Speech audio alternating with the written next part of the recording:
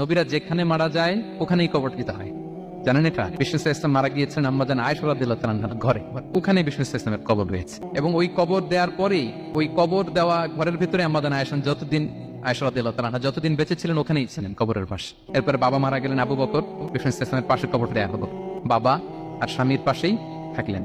এরপর ওমরে ফারুক মারা গেলেন, ওনারও কবর দেয়া হলো।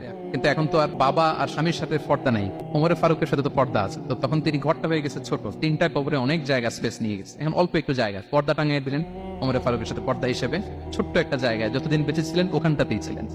ওমরে ফারুক যখন আমিরুল মুমিনিন খলিফা, তখন ছেলে আব্দুল্লাহকে পাঠিয়েছিলেন যে যাও একটা অনুমতি আগে থেকে নিয়ে রাখো আম্মাজান আয়েশার কাছ থেকে, যেহেতু ঘরটা ওনার, ওনাকে বলে রাখো যে আমি মারা গেলে যেন আমার দুই বন্ধু মুহাম্মদ সাল্লাল্লাহু আলাইহি ওয়াসাল্লাম এবং আবু বকরের পাশে যেন কবর দেয়া হয়। আব্দুল্লাহ এসে বলল, আব্বাজান তো এই পয়গাম পাঠিয়েছেন। আয়েশা রাদিয়াল্লাহু আনহা বললেন, আমার খুব ইচ্ছা ছিল আমি আমার স্বামী এবং বাবার পাশে শোবো, কিন্তু আমিরুল মুমিনিন যখন চেয়েছেন এটাকে আমি ফিরিয়ে দিতে পারি। ঠিক আছে যাও, তোমার আব্বাকে বলো তোমার আব্বাই শোবেন ওই জায়গায়।